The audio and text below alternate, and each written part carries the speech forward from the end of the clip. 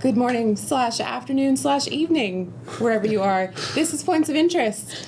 I'm Kate Welch. I'm a UI designer here at ArenaNet and your host of Points of Interest. Joining me today, I have Angel McCoy, who's a narrative designer. You've seen her before. She's amazing. And this is Isaiah Cartwright. It's his first appearance on Points of Interest, so we're pretty darn excited to have Izzy here to talk to us about this latest release, which is The Dragon's Reach, Part 1.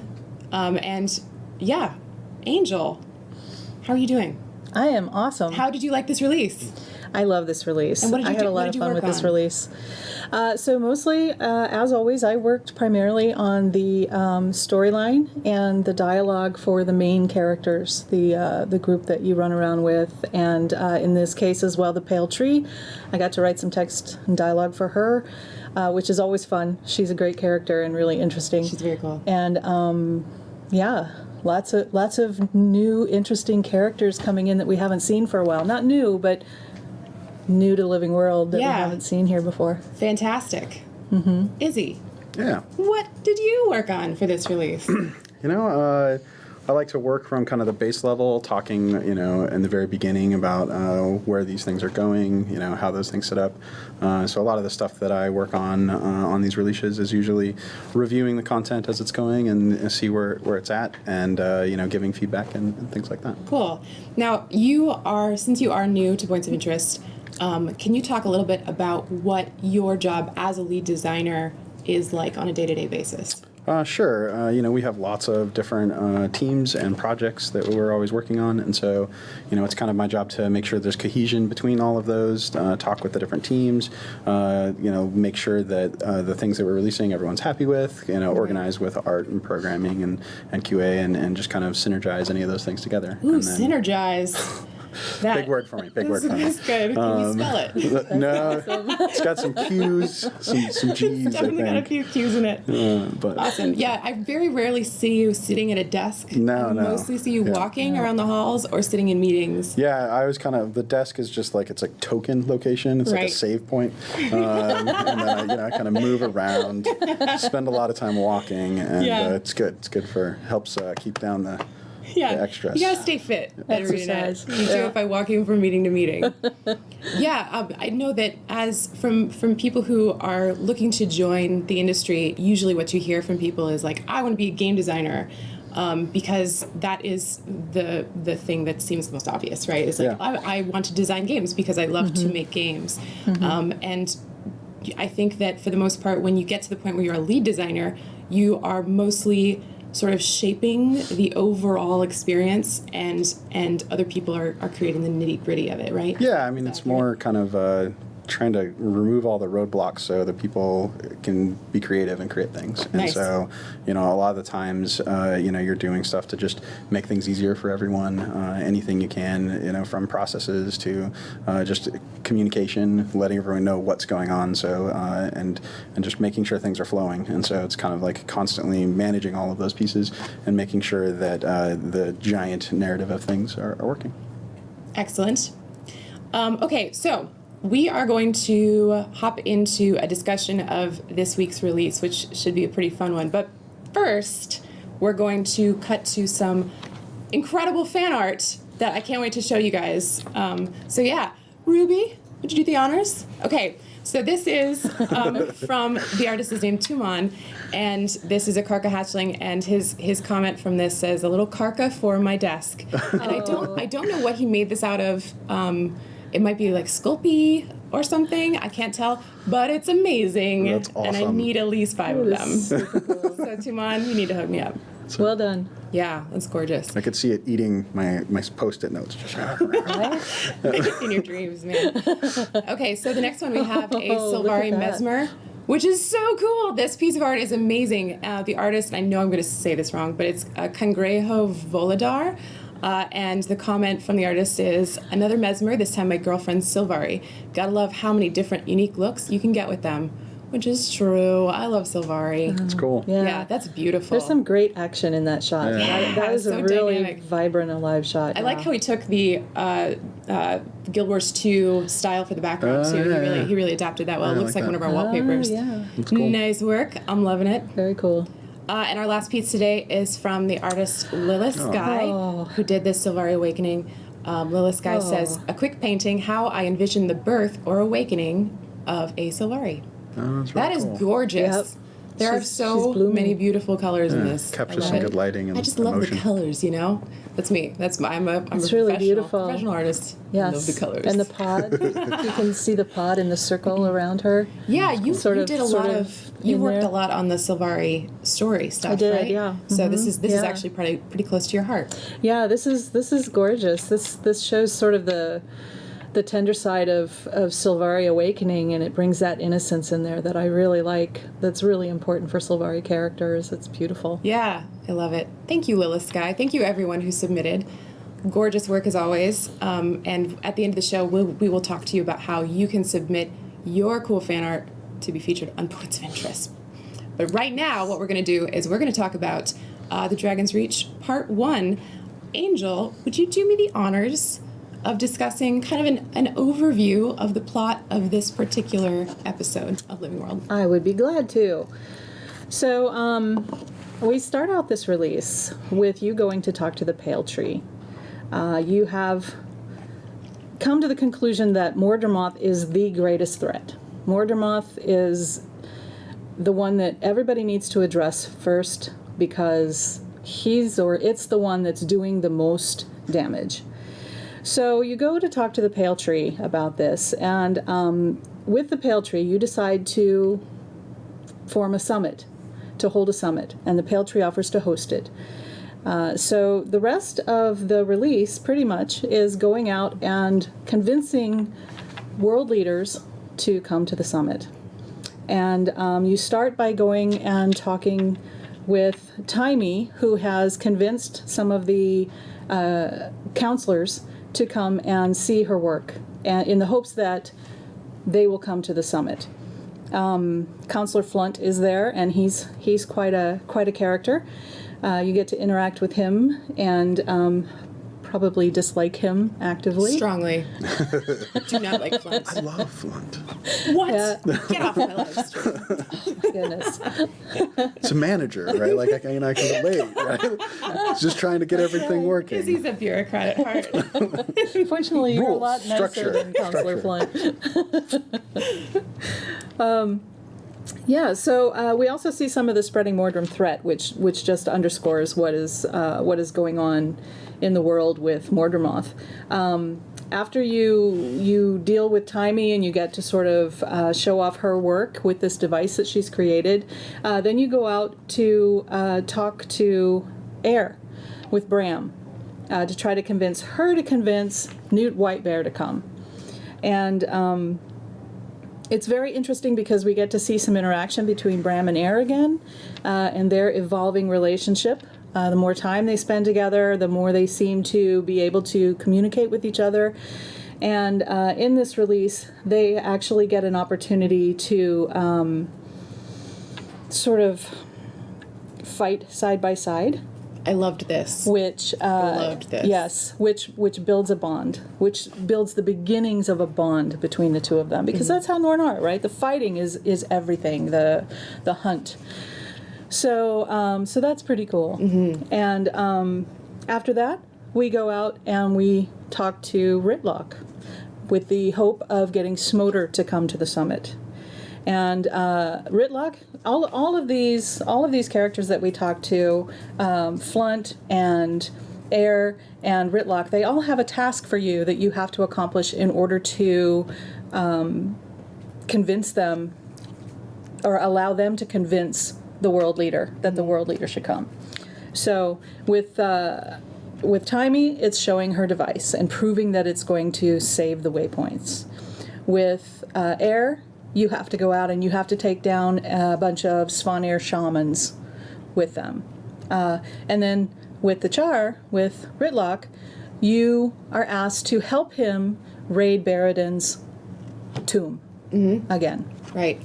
So we're going to cut here just for a moment. We're going to put the story on pause, because one thing that I think is really important, one thing that I think is really important to discuss on this show is that we had some technical difficulties with this release. And that's something that we feel like we really want to address with you guys, because honestly, it's frustrating for you, it's frustrating for us. And I'm going to put Izzy in the hot seat and make him talk to you about all these bugs. That's right. They were See his the fault. over here really, we got the not his fault. the flames. No, nobody's Yeah. fault. No, I mean- It is what it is. Yeah, one of the things that's always interesting about working on MMO is a number of people involved in anything that you do and work on. And so when something goes wrong, it's usually something that had gone through a handful of checks and looks and balances and things like that. And so there's always kind of a moment of let's figure out what's going on and then address it later. But the open world event stuff, it can be a little crazy when a lot of people are doing something all together and things are scaling up and people are talking stuff. And some of the issues we had were just stuff breaking down in some of that interaction and stalling out. And so we've been trying weaving the story and as it goes throughout the world, and as Mordremoth's reach is kind of extending and poking around in different maps, we go back and visit a lot of these older maps, and sometimes things go astray there, and so we're always kind of trying to work that in and see how that goes, and fix it as fast as we can. And so things are back to kind of working and going through that line, but that's kind of always where it's at, and sometimes that just things blow up on us, and but one of the things I was like here is we get to it as fast as humanly possible. So They blow up on us, they blow up on you, they blow up on everybody, and it's frustrating. And I want to make sure you guys know that we take it super seriously, and this has been studio-wide priority, and so everything has been hopefully ironed out. I think for the most part, most of the big showstoppers are in place and everything's good. And I did want to point out that there were a couple of really cool things that came out of this misfortune that we experienced this week. One of them was this proof of how amazing the Guild Wars 2 community is. And I saw this firsthand because I was playing the release on release day, and I was playing with this amazing player, just a random person that I ended up befriending, who was going around and finding maps that were not stalled, and he was ferrying people into them. That's cool. And I think like whole guilds were doing this. They were just shopping around Wow. the different maps and trying to find one where the events weren't broken and making sure that players could get in. Incredible, just awesome. So I was actually able to complete quite a bit of that stalled content because I had people in the community who were helping, and they were helping everybody, and it was awesome to see it. I love that. The other cool thing that came out of this, and again, cool is kind of it's maybe not the right word, but entertaining at least, was that one of our bugs was that NPCs were being assigned guilds. Oh, yeah. And so that was really this same character who's helping me, who's like, I just saw an NPC with a guild tag, and I was like, sounds like someone's playing a prank on you. They just need to change their recruiting policies of their guild. Clearly don't recruit NPCs players into your at least guild. to start. But yeah, there was a Son of Spawnier character who was in a guild called Goon. Yeah, that was which is fitting. hilarious. That was by Casimir. design. Yeah, someone had Yeah. a screenshot of Casimir in the LGBT guild. LGBT, that was my favorite. Perfect, amazing. There was also a Warthog NPC that someone was killing that was in the ArenaNet guild, like had an ANET tag. Yeah. And something I saw this on a Reddit thread, I think, and our ArenaNet customer service team had gone in, I think it was, and they were like, "He's our secret weapon. Don't tell anybody." Yeah, there was a lot of that stuff. So hopefully you guys got a bit of entertainment out of the unfortunate stuff that happened. But yeah, like as you said, MMOs are a learning process. We're always trying to figure out how to streamline this stuff, and we're always running into unforeseen things. It's a lot of moving parts all at the same time, and they kind of have to work as a symphony together for everything to go. And so it's sometimes things get a little kittened up. Little kittened up. For You sure. know, they get kittened up a little Yes, bit. they do. Especially- So anyway, that said, I just want to proceed with a big spoiler warning. If you have not been able to complete the content for whatever reason yet, we are about to reveal the sort of the cliffhanger at the end of the episode. So don't watch anymore if you have not yet seen what I'm about to have Angel talk about. Angel, please continue your narrative of the story. Unpause. All right. Unpaused. Unpaused. So the reason that Ritlock is going into Baradin's tomb again is because he is hopeful that he has found a way to break the Ascalonian faux fire curse and possibly get rid of all the ghosts that have been just terrible to the Char that are trying to live in that area. So what you have to do is you go for him, and you get all the pieces of King Adelbern's crown for him. He feels that this is an important piece of the puzzle. He, of course, has Sohothin, which is the sword that is the sister sword to Magdair, which was the faux fire, caused the faux fire to begin with. So he believes that with Sohothin, with the crown, Adelbern's crown, and with the right words, which he has found through research on his own, he talks about going out and doing a bunch of research before this, that he will be able to take down this curse and clear things up.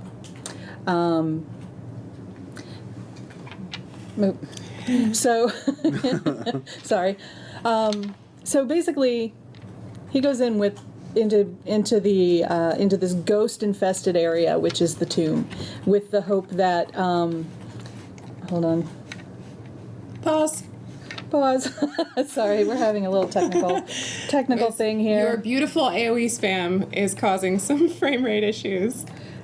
There we go. I thought I was just breathing fire. Okay. All right. That's good. Sorry. So basically, you go in there with him.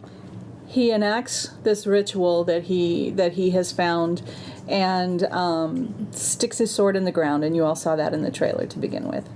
Unfortunately, it opens a portal. Sohothin remains hanging up above it, and Sohothin falls into this portal. Well, this sword is incredibly important.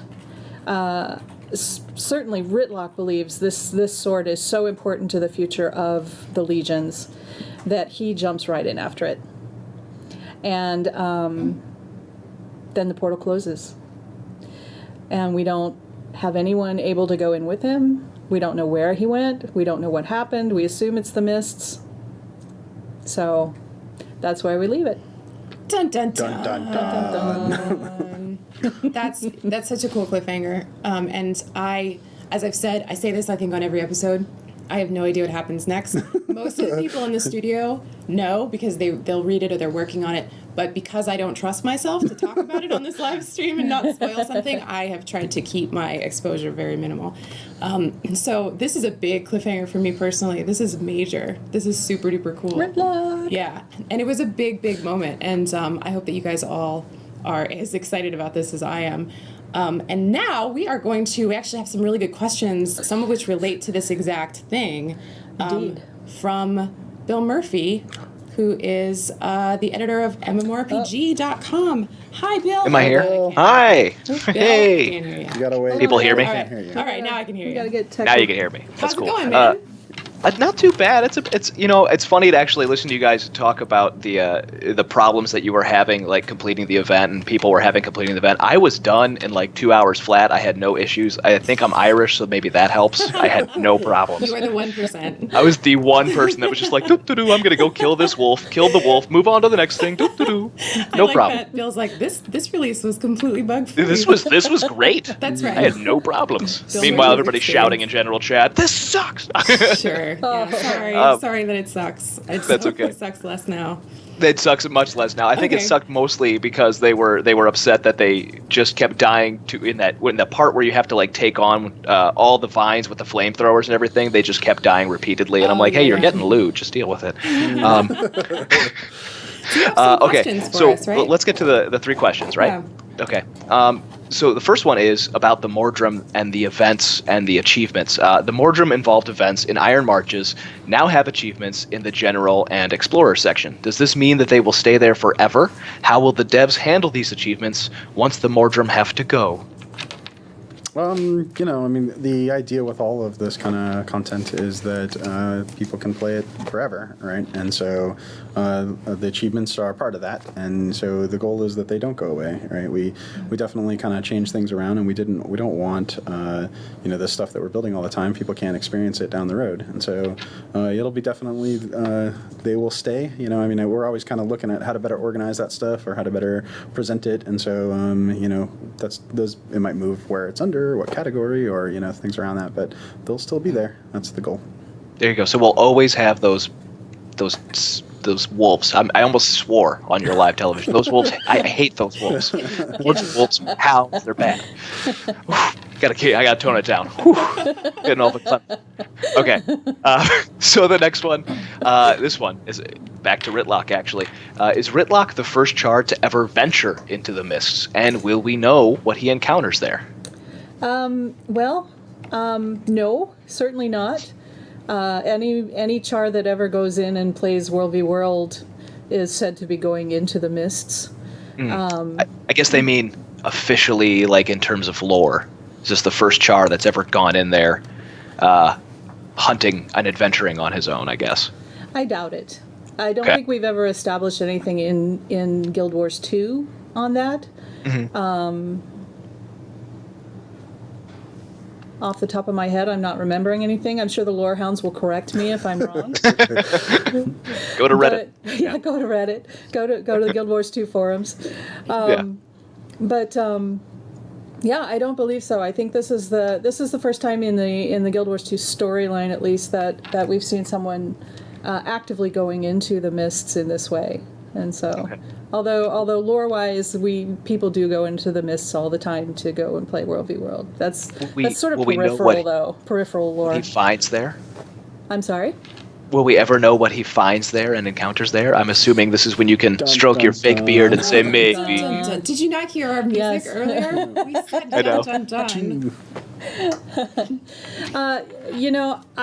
I would be very surprised if we didn't at least have a report from him on what happened there, if he makes it back. We don't know that he's going to make it back. So, I don't know. I guess I can't really say one way or the other. I'm sorry. I wish I could, but I think that would spoil things for people if I told you what exactly is going to happen with that. But it's a point of my interest. That matters to us, too. Bill. This is not called points of Bill's interest. Oh, it's not points of Bill's interest. I'm sorry. I thought it was POBI was the acronym. So the last one, this is all about Bram because we love Bram. Bram's maturing, as you actually talked about. It's good to see in his attitude how he's maturing towards his relationship with his mother, Air. Yes. In what ways will we continue to see other characters and Bram evolve? Is that something that you guys are actively planning? Absolutely. And that is something we planned from the beginning. All the characters started out at a certain state, and we have had a plan for them personality-wise and maturity level-wise evolving over time. Obviously, the events that they're getting into, Bram, Timey's another good example. Even Casimir and Marjorie did not have a lot of experience with the open world, with all of the negative things that are happening out in Tiri, all the dangerous stuff, until they started running around with you. and so the things that they're seeing are undoubtedly going to affect them. I don't see how they could not. People die. Lots of people die. And Bram certainly is getting an education as he's running around with you and seeing these things, and also seeing his mother. He didn't even see his mother. All he heard about her was her legends for a very long time, and so he had a certain disconnect between the woman that he sees in his head as his mother who abandoned him, and this legendary warrior, this legendary ranger who is this avalanche, as he calls her. Yes, yeah, who is out there doing amazing, world-changing things, and so he's. I think what we need to do, not to cut you off. No, go ahead. Is is just get him a copy of Guild Wars 2 and have him play the personal story, and then he'll be like, oh. If we could get him to sit still for 2 minutes, then we could do that. But he's 17. Yeah. Actually, he's older than that now. He was 17 when we first met him. So. Yeah, that's a good quick final question. Then I'll add it. I'm sorry, I'm going to stretch this out one. Like, is there a certain? I guess you could probably trace it just by reading through the person at time dates happen. How many years have passed? Has it been basically exact day for day since launch? Is how many years have passed since Guild Wars 2 started? Yes, and actually that's a little bit of a touchy subject with some of our lorehounds because at one point I made a call that we wanted to align the Tyrion timeline with the real world timeline, and it was specifically so that we wouldn't have any sort of odd discrepancy and confusion with the years as we moved into having the journal and having to actually play out time. So there were 5 days difference, 5 days shorter in the original timeline. The original annual timeline was 360 days. And I made it 365. And some lore people didn't like that. But, the reality is that it makes it a lot easier for new players coming in and for us to actually roll out the living world in a manner that makes sense to everyone. So, yeah. It's 365.24, mind you. Yes. 0.2. Thank you. Oh, my God, I didn't address the 0.24. I have no idea who's doing Stop it, Izzy. Numbers. Thanks, guys. I really appreciate it, and thanks for having me as always. Thank you, Bill. Always good to see you. We'll see you again Thanks, next time. bye, Bill. See you next time. See you Bye. next time. So we actually have a viewer question that's related to what you were saying, Angel. How old can Norn get? Oh, my goodness. Well, we've never really established that. The Norn live very tough, rough, and tumble lives. They're not as healthy because of that. So how old could they be if they sat home and drank their green veggie juice and never fought anything and you know where I'm going with They this. just weren't Norn. If they weren't Norn, yeah. I think that there are very few truly elderly Norn for exactly that reason. Old age is when you get eaten by the worms. Right? Like, Yep. It's true. On purpose sometimes. Okay, so we have a couple points of speculation that came in from viewers from last week that I wanted to go over. Some social media speculation from Twitter user Hollow1988, surrounded by underscores. Maybe new Ascalon dungeon path where the ghost gets destroyed forever. That's one piece of That's a great speculation. That is a great speculation. I think we would all love to see that happen. Yeah. We would, as Tyrians, as Tyrian citizens, we would love to see the ghosts go away so that we could, the Char could be freed up to do a lot of other fun stuff, like maybe, who knows, attacking. They like to attack things. That's true. But we don't really know. If they didn't have the ghosts to fight against, and they're so warlike. Yeah, what would they do? Who would they fight? That's a good question. I don't know. Flame Legion for one, but as soon as they conquered them, then what? Then what? The world. Yes. So another one from our Guild Wars 2 forums from user Rhaegar.1203 theorizes that we have been inadvertently turned into one of Mordremoth's minions, which is a cool theory. And this is something that I had talked about on last week's episode, was the fact that we went through Omad's machine and we saw the vision, the same stuff that drove Scarlet slowly insane. Like, what if now we're a minion? That's cool. I like that. I like that theory. Yeah. Rhaegar.1. What is that, Mordremoth? Yes, got it. Yes, indeed. And then again from our Guild Wars 2 forums from user... Can I say something real quick to that one, actually? You can. Please do. Yes. I really want to just do a shout out real quick to those role players out there who play our game and actually role play and make up their own stories and go in directions that we don't go in our living world story exactly. I love that, and I think that this speculation is a great opportunity just to role play. If you want to role play that, I want to role play that. I do.